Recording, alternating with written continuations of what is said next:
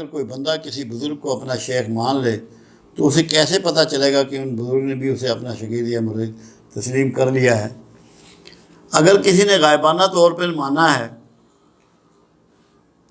اور ان کی طرف کوئی پڑھ کے گفٹ بھیج رہا ہے، دعائیں ان کے لیے، ان کی صحت کے لیے، ان کی برکت کے لیے، ان کی رحمت کے لیے کر رہا ہے، تو اللہ کی ایک سنت ہے میرے مالک کی کہ جو تم اچھا گمان کسی کے بارے میں کرتے ہو، اللہ تمہارا گمان اس کو ٹرانسفر کرتا ہے،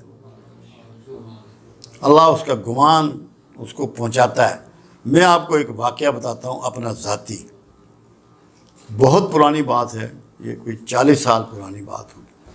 انڈیا گیا ہوا تھا، شکار پہ گئے تو ایک سپاٹ ڈیئر ہوتا ہے جسے وہاں چیتل کہتے ہیں، یہاں ٹھپکو والا ہرن کہتے ہیں، سپاٹ ڈیئر۔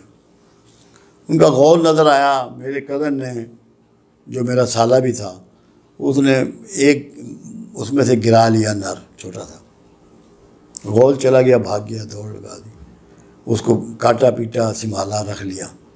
آگے گئے تو ایک اور کھڑا تھا، کہنے لگا میں ایک جانور اور گرا لوں۔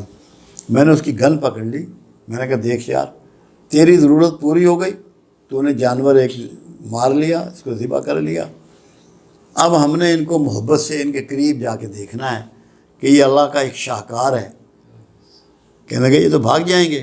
میں نے کہا نہیں، میں نے اپنے اللہ سے کہا ہے کہ میرا گمان ان تک پہنچا دے کہ میں تمہیں محبت سے دیکھنا چاہتا ہوں۔ باخدا ایک جانور نہیں بھاگا، میں ان کے قریب چلا گیا۔ تو اللہ اس طرح گمان ٹرانسفر کر دیتا ہے۔ تو اگر کسی، جیسے اب دیکھیں نا آپ، علامہ اقبال کو 800 سال 700 سال بعد رومی کو مرشد مان رہے ہیں، گمان ٹرانسفر ہوا رومی کو، جو اس کے پاس حکمتیں تھی، دانائی تھی، دعائیں تھیں، اس نے علامہ کو ٹرانسفر کی۔ آپ کے ساتھ یہاں موجود ہے، یہ کھڑی شریف میں پیر شاہ غازی ہیں، بہاول شیر قلندر کے مرید ہیں۔ بہاول شیر قلندر کا ان کا فاصلہ 400 سال سے زیادہ کا ہے، وہ انہی کے مرید کہلائے، اور گمان سے ان کو ساری وہ کیفیات ٹرانسفر ہو رہی ہیں۔ اگر آپ کا گمان سچا ہے اپنے مرشد کے بارے میں، اور آپ اس کے لیے دعا گو ہیں، اور اللہ سے کہہ رہے ہیں کہ یا اللہ میری عقیدت، میری محبت اس کو پہنچا دے، تو کوئی وجہ نہیں ہے کہ شیخ کو پتہ نہ لگے۔ مگر آپ کا گمان سچا ہونا چاہیے، گمان جھوٹا ہو اور میسج سچا پہنچے، ایسا اللہ کے سسٹم میں ہے نہیں۔ سچی بات پہنچ جائے گی، گمان ٹرانسفر ہوگا۔ یقین مانیں، عملی بات ہے۔ اگر آپ کو کوئی برا سمجھ رہا ہے نا اپنے گھر بیٹھے، باخدا اس کی بھی آگاہی مالک دے دیتا ہے۔ میں آپ کو یہ بات کہہ رہا ہوں،